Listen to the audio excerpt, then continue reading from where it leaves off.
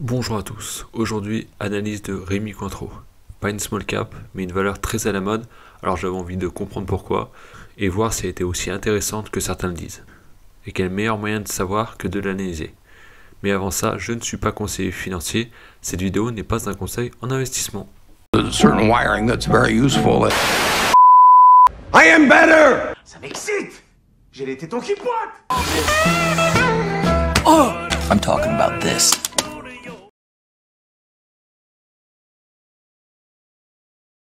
L'histoire de Rémi Cointreau remonte à 1724 avec la création de la maison de cognac Rémi. En 1849, les frères Cointreau créent la société Cointreau et compagnie. En 1924, André Renaud achète la compagnie Rémi Martin. En 1965, André Herriade Dubreuil, marié à la fille d'André Renaud, prend la suite à la tête de l'entreprise au décès de celui-ci.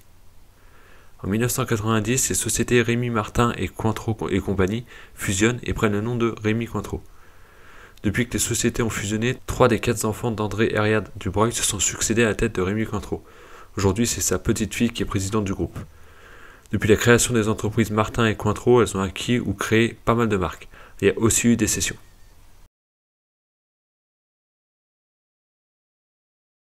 Rémi Cointreau est un producteur de brandy, de cognac, de liqueur, de rhum et de whisky. Le brandy est un mélange d'eau-de-vie et de vin. Le cognac est un brandy qui provient de la région de Cognac. Il y a des normes et des règles strictes pour obtenir l'appellation cognac, ainsi que différents niveaux qualitatifs selon l'âge de l'eau-de-vie la plus jeune utilisée dans le mélange. Les différentes marques que le groupe possède sont au minimum premium et vont jusqu'à l'ultra-luxe comme avec le cognac Louis XIII. Le groupe a des vignobles mais achète l'essentiel de ses eaux-de-vie à des partenaires. Les 4 plus grandes marques de cognac représentent 82% des volumes. Hennessy qui appartient à LVMH en tête, Martell à Pernod Ricard, Rémi Martin qui appartient donc au groupe, possède 14% des parts de marché. Mais le groupe détient un des cognacs les plus réputés avec le cognac Louis XIII, qui peut contenir jusqu'à 1200 eaux de vie différentes. Comptez 3500 € la bouteille de 70 centilitres. Il y a des éditions spéciales de vieux fûts ayant pris des saveurs particulières, qui peuvent atteindre 50 à 60 000 € la bouteille. 98% de la production globale de cognac est exportée, 99% pour Rémi Cointreau, car c'est un alcool bien plus réputé à l'étranger qu'en France. Et c'est dommage parce que c'est très bon. Pour Rémi Cointreau, 71% du chiffre d'affaires provient du cognac. Le reste provient des liqueurs et spiritueux. A savoir que le groupe distribue aussi des marques dont il n'est pas propriétaire, mais ça ne représente que 2% du chiffre d'affaires. Ils se sont lancés dans les parfums, mais ça ne représente encore rien pour le moment. Niveau croissance, ils souhaitent développer les ventes de cognac en Europe et les ventes de liqueurs spiritueux en Asie. Ils souhaitent aussi monter en gamme, n'avoir que des marques d'exception, car c'est sur ce segment qu'il y a le plus de croissance. Le problème, c'est que tous les producteurs veulent faire la même chose, en vendant les marques les moins populaires et donc avec les marges les plus faibles, pour se concentrer sur le premium et le luxe. Et Rémi Cointreau reste un petit acteur. Il ne profite pas de l'effet d'échelle des gros producteurs, ce qui tire les marges vers le bas. Les ambitions sont intéressantes, je vous mets leurs objectifs pour 2030, mais pour le moment, les résultats ne sont pas là. On verra dans les parties résultats et concurrence qu'ils sont à la traîne vis-à-vis de la concurrence. Je prends les chiffres de leur exercice décalé 2022-2023, qui se termine le 31 mars, en sachant que le T3 2024 a déjà été publié, mais on regardera ces chiffres plus loin. 50% du chiffre d'affaires global est fait en Amérique, 33% en Asie-Pacifique. 99% des ventes de cognac sont faites à l'international, en sachant que le cognac représente 71% du chiffre d'affaires. La marge opérationnelle est de 28%. Elle est intéressante sur la partie cognac avec 37%, mais vraiment pas terrible sur la partie de liqueur et spiritueux, avec seulement 11%. On verra dans la partie concurrence que c'est mauvais par rapport aux autres. Et c'est sur une superbe année. Si on prend une moyenne, la marge opérationnelle tourne autour de 20%. Je vous mets les résultats globaux, même si ce n'est pas la partie la plus intéressante. La partie intéressante se situe dans le tableau de flux de trésorerie. L'année a été exceptionnelle. Chiffre d'affaires record, et pourtant il n'y a pas de cash qui rentre, et la dette augmente. Pourquoi? Car les stocks augmentent. Il faut obligatoirement augmenter les stocks d'alcool qui vieillissent pour avoir de la croissance plus tard, ce qui bloque de la trésorerie aujourd'hui. Il y a autre chose, rachat d'actions plus dividendes. 1 million d'actions rachetées sur exercice pour 164 millions d'euros. Ce qui explique pourquoi à la fin de l'année on se retrouve avec moins 42,6 millions de trésorerie par rapport à l'année d'avant, et ce malgré 163 millions de dettes en plus. Passons au bilan pour comprendre un peu mieux tout ça. Il y a 500 millions de goodwill, Le goodwill correspond à ce qu'ils ont payé en plus des capitaux propres pour l'achat d'autres entreprises. Sur ces 500 millions, 450 millions sont liés aux marques. 280 millions pour les marques historiques suite au rachat de minoritaires, mais aussi 170 millions pour d'autres marques acquises. A savoir qu'ils amortissent une partie du goodwill, mais pas la partie marque. Ensuite, 400 millions d'actifs corporels, des bâtiments, des machines, ce genre de choses. Et 1,8 milliard de stocks. Et c'est là le problème de Rémy Cointreau. Ils sont obligés d'augmenter leur stock pour avoir de la croissance plus tard, car il faut laisser vieillir l'alcool. Je vous mets un comparatif entre les bénéfices et free cash flow en cumulé sur 20 ans, et en dessous le stock. La différence entre les deux se retrouve dans le stock. Je vous mets aussi leur manière de comptabiliser le stock.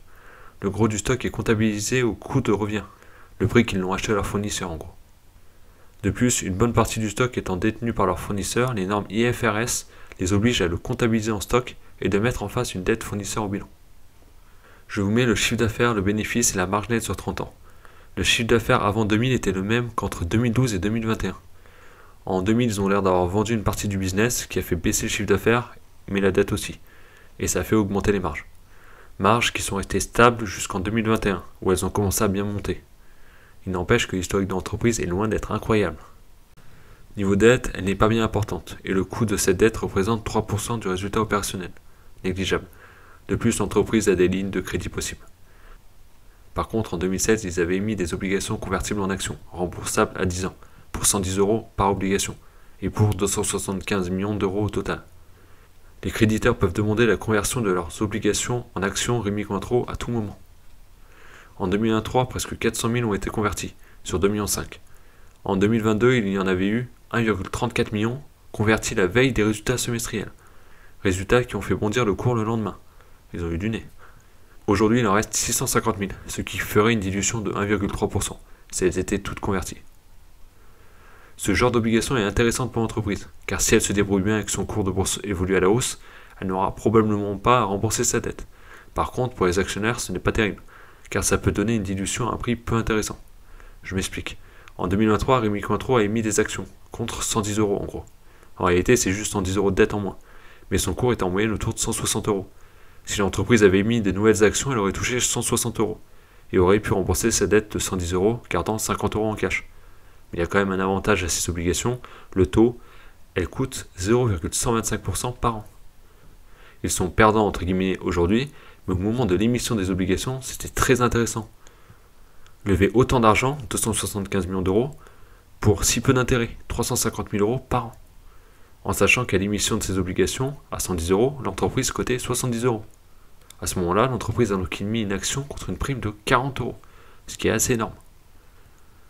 C'est la première fois que j'analyse une entreprise qui a recours aux obligations convertibles. C'est plus trop à la mode de nos jours. Ensuite, il nous parle du ROCE, et le calcul même. Mais il n'enlève pas le taux d'impôt au résultat opérationnel, ce qui fausse ce calcul, et gonfle donc le ROCE. Sachant qu'ils ont 28,4% d'imposition, ça donne 20,4% de ROCE pour la partie cognac. C'est intéressant. Mais 10,1% pour la partie liqueur et spiritueux. Là encore, on voit que le cognac est bien plus intéressant que le reste. Et encore une fois, c'était une année exceptionnelle. Et maintenant, on va regarder l'exercice en cours, dont le T3 a déjà été publié. À la fin de l'exercice 2023, ils avaient comme objectif un chiffre d'affaires stable pour 2024 en organique. Après le S1, ils visaient moins 15 à moins 20%. Après le T3, qui a été publié en janvier, ils visent désormais moins 20% en organique. Ils voyaient une reprise à partir du troisième trimestre, c'est raté. Et là, c'est limite un red flag pour moi, quand le management annonce des choses qu'il ne tient pas. Alors, ils ne sont pas responsables de la baisse de la consommation, mais à quel moment ils pouvaient annoncer une forte reprise de la consommation au second semestre? Qu'est-ce qu'ils en savaient? 20% d'écart avec leurs estimations, à 12 mois, c'est énorme. Et sur le S1 2024, les marges s'écroulent, et les free cash flows sont négatifs. Et si on regarde dans le détail, moins 50% de chiffre d'affaires en Amérique. Et le cognac fait moins 35%. On peut noter tout de même que les liqueurs et spiritueux se tiennent. Niveau flux de trésorerie, c'est un massacre. Le besoin de fonds de roulement bouffe tout le cash. Heureusement, ils ont levé de la dette pour 300 millions, en sachant qu'ils avaient déjà levé 170 millions en 2023. Je dis 300 millions car ils ont dû rembourser une partie de leur dette. Le flux lié à la dette étant de 300 millions. Ils ont donc emprunté 380 millions, mais à un taux élevé, de 5,6% en moyenne. En sachant que c'est fixe, c'est beaucoup je trouve. Comme vous pouvez le voir, les résultats sont très volatiles. Et on verra plus loin que ce n'est pas forcément le cas de la concurrence. En tout cas, pas à un tel niveau. La famille Herriot Dubreuil, qui dirige l'entreprise, détient environ 52% du capital et 63% des droits de vote. A savoir que la famille détient aussi 72% de O&O, fabricant de fûts, tonneaux et bouchons en liège, qui est fournisseur du groupe. La famille Cointreau ne détient presque plus de part de l'entreprise. Elle détient 27% de Recopart, qui détient 15% de Rémy Cointreau. Ils ont donc environ 4% du capital et aucun poste au conseil d'administration. La famille Dubreuil est prioritaire si la famille Cointreau veut vendre le reste de sa participation. Marie-Amélie Delos est présidente du conseil d'administration, mais pas PDG. Elle est de la famille Herriot Dubreuil, comme vu dans la partie histoire. Il y a un directeur général, Eric Valla, au poste depuis 2019. Il y a une rémunération fixe et une variable, qui va jusqu'à 155% du fixe si les résultats sont exceptionnels. La partie variable dépend d'éléments quantitatifs, le résultat opérationnel, la génération de trésorerie, le résultat net et le ROCE, et d'éléments qualitatifs, faire en sorte que l'entreprise se développe et s'améliore en gros. Il y a aussi des actions gratuites pour les dirigeants du groupe et certaines personnes clés qui atteignent certains objectifs, la croissance du résultat opérationnel et la baisse des émissions de CO2 par bouteille. Mais on n'a pas de détails sur ces objectifs, par souci de confidentialité. Niveau convention réglementée, la holding familiale fournit des services à Rémy Cointreau pour 2,6 millions d'euros par an. La sous-holding fait des avances de trésorerie au besoin, si je comprends bien le passage. En ce moment, la famille achète pas mal d'actions, mais il ne faut pas oublier qu'ils n'ont pas forcément les mêmes objectifs que nous.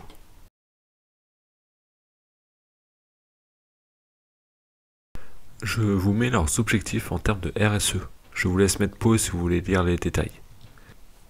Niveau action, ils veulent entre autres réduire leur consommation d'eau et faire attention à la qualité de l'eau qu'ils rejettent, pousser leurs fournisseurs à produire de manière plus écologique, acheter seulement des fûts en bois de filière certifiée, faire en sorte que leurs emballages soient éco-conçus, réduire leur consommation d'énergie, directe et indirecte, et ça passe par faire baisser la consommation d'énergie de leurs fabricants pour les bouteilles en verre par exemple. Dans le rapport RSE, pour le CO2, le scope 1 prend en compte les émissions directes de CO2.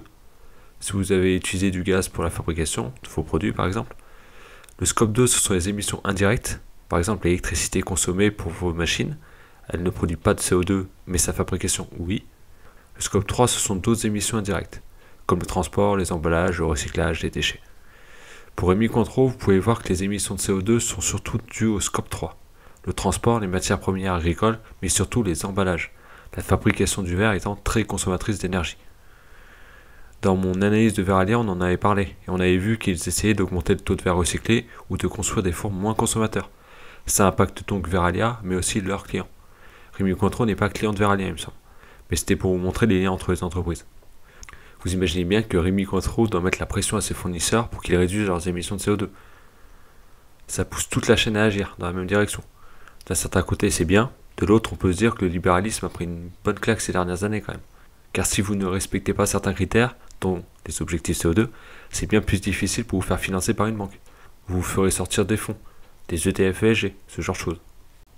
Mais revenons à Rémy Cointreau. Dans cette partie RSE, on y apprend le turnover, qui est toujours intéressant pour savoir comment sont traités les salariés. 13% en 2023, avec une ancienneté moyenne de 7,4 ans. L'absentéisme est à 2%. Et un plan d'actionnariat salarié pour inciter les salariés à avoir une vision long terme au sein de l'entreprise. Niveau égalité hommes-femmes, ils ont un objectif de 50% de femmes managers et de 40% au comité exécutif. Ça m'emmerde toujours ces conneries. On s'en fout du pourcentage d'hommes ou de femmes. On veut des gens compétents à leur poste. C'est tout. Et s'il doit y avoir 90% d'hommes, c'est comme ça. Pareil dans l'autre sens. S'il n'y a que des femmes, personnellement je m'en fous. Si elles sont compétentes. Le DU fait 376 pages.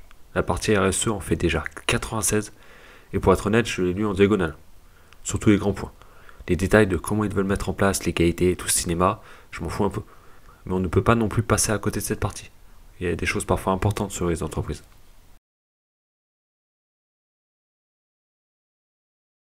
Niveau concurrence, Hennessy, qui appartient à LVMH, est le plus gros concurrent pour les cognacs Rémy Martin, ou Brillet. Mais il n'y a pas vraiment de concurrent pour le cognac Louis XIII. Pour les liqueurs et spiritueux, il y a énormément de concurrents, que ce soit locaux, les petits producteurs de chaque pays, ou des géants comme Pernod Ricard et Diageo. Et niveau marge opérationnelle, pour se rendre compte de la puissance des marques, on a vu que Rémy Cointreau avait 11% sur sa partie liqueurs et spiritueux. LVMH est à plus de 30% de marge opérationnelle, sur un chiffre d'affaires de presque 7 milliards. Soit 5 à 6 fois plus que Rémy Cointreau, au total. Pernod à 27%, sur 12 milliards de chiffre d'affaires. Diageo à 30% sur 20 milliards de chiffre d'affaires. Rémy Cointreau est donc totalement à la ramasse par rapport à la concurrence, en dehors du cognac. Ils veulent monter en gamme, ont des objectifs de rentabilité, mais ça a l'air difficile pour le moment. Et si on compare les bénéfices au free cash flow de ces entreprises par rapport à Rémy Cointreau, on voit que leurs résultats sont bien plus solides. Sur 20 ans, les free cash flow de Rémy Cointreau représentent 60% des bénéfices, contre 80% pour Pernod et Diageo. Ça s'explique entre autres par la nature des alcools qu'ils vendent, Rémy Cointreau faisant 70% de son chiffre d'affaires en cognac, et le cognac devant être vieilli assez longtemps. Mais il n'empêche qu'on voit qu'ils sont clairement un cran en dessous.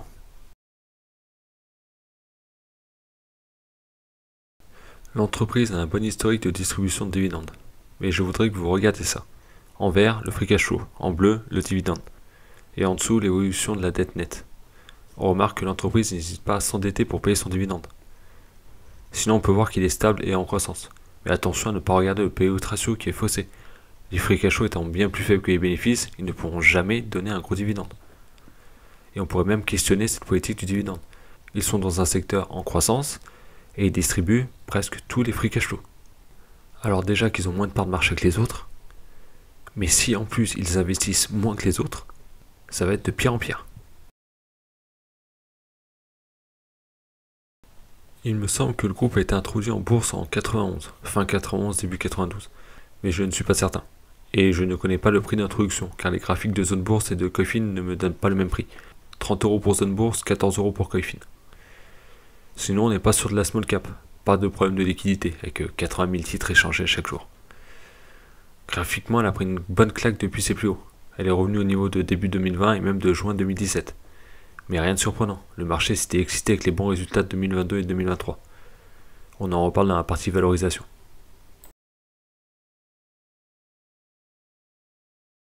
Donc, comment valoriser Rémy Cointreau après cette analyse? Si on regarde l'historique sur 10 ans, il est assez fou. Une moyenne de 40 fois les bénéfices de l'année passée et 32 fois ceux de l'année en cours.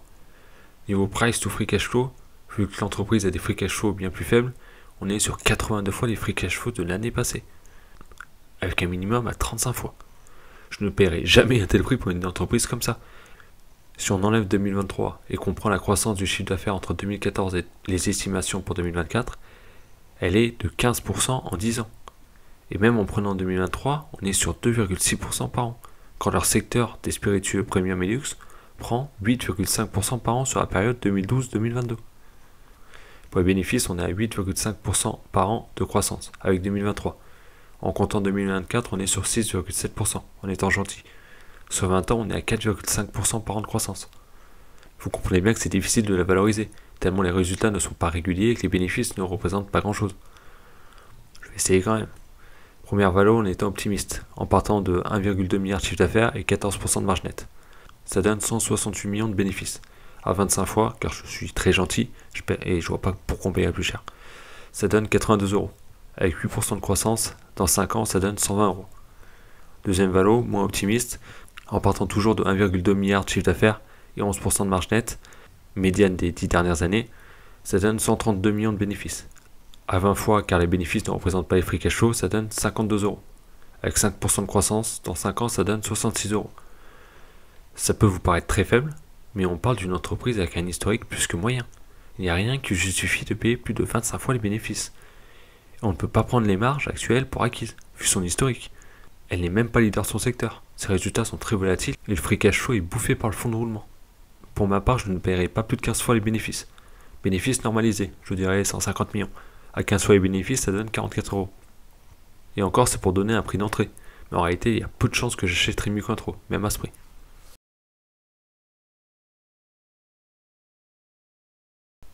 En résumé, il est peut-être plus intéressant de prendre un bon cognac Louis XIII plutôt que d'acheter du Rémy Cointreau. L'entreprise a des résultats très volatiles par rapport à ses concurrents, n'hésite pas à s'endetter pour distribuer un dividende ou racheter ses actions. Elle ne sort presque pas de cash, de par la nature même de son business. Je ne comprends vraiment pas la hype autour de cette entreprise. Et la folie du prix qu'elle a atteint. Au plus haut, elle se payait 45 fois les bénéfices de 2022, qui était déjà une très bonne année. Et on peut questionner la politique de rachat d'actions de l'entreprise, qui en 2023 a payé en moyenne 164 €, soit plus de 28 fois les bénéfices de 2023, ou 44 fois ceux de 2024. Et ça, en s'endettant. Alors peut-être qu'ils atteindront leurs objectifs, qu'ils auront une croissance du chiffre d'affaires, des marges, et qu'ils arriveront à développer leur marque de spiritueux en dehors du cognac. Mais pour le moment, on en est loin. Et je ne vois pas de raison d'aller sur une boîte moins bonne que ses concurrents, qui sont en plus bien plus gros qu'elle. En survolant l'entreprise quand ça parlait pas mal d'elle, je n'avais pas perdu de temps en me disant que les résultats ne tiendraient pas, que c'était l'euphorie post-Covid. J'avais vu juste. J'ai suivi la longue chute du cours de bourse de loin, en voyant les gens annoncer que c'était super intéressant pour renforcer, et derrière se faire encore découper. Il faut vraiment que vous fassiez le travail d'analyse des entreprises par vous-même, sinon vous êtes condamné à suivre la foule et à vous faire lessiver. Surtout sur des dossiers comme ça, où rien que le quantitatif vous montre qu'il y a un problème. Même pas besoin de faire une analyse approfondie pour l'exclure de votre possibilité d'investissement normalement. Pour ma part, si j'ai fait cette analyse, c'est parce qu'il n'y en a aucune sur YouTube qui rentre en détail. Et j'avais envie de voir ce qu'elle avait de si spécial, même si je savais bien qu'elle ne correspondait pas du tout à ce que je recherche. Je dois avouer qu'en commençant par regarder leurs produits, j'ai été hypé aussi. Du cognac à 3500 € la bouteille, ça donne forcément envie d'acheter l'action. Et je pense que si beaucoup se sont fait avoir, c'est parce qu'ils se sont arrêtés là, à ce côté luxe, et au fait que la croissance paraissait forte. Mais maintenant, il existe une analyse assez poussée de l'entreprise, alors il n'y a pas de raison que vous soyez encore prêt à surpayer Rémy Cointreau. Et vous pourrez envoyer cette vidéo à votre pote qui voulait vous faire rentrer dessus en vous expliquant quand il était à 150 € que c'était une super opportunité. Et si vous êtes actionnaire vous-même, n'hésitez pas à me donner votre avis sur Rémy Cointreau en commentaire. Je compte sur vous pour liker et partager cette vidéo, car pour vous c'est une petite vidéo de 15-20 minutes, mais pour moi ce sont des heures et des heures de travail. Alors si vous appréciez ce genre d'analyse, un petit like, un partage, ça ne coûte rien et ça m'aide beaucoup. Je vous remercie par avance et nous on se retrouve dans une prochaine vidéo. Salut! Oh, Cadillac car.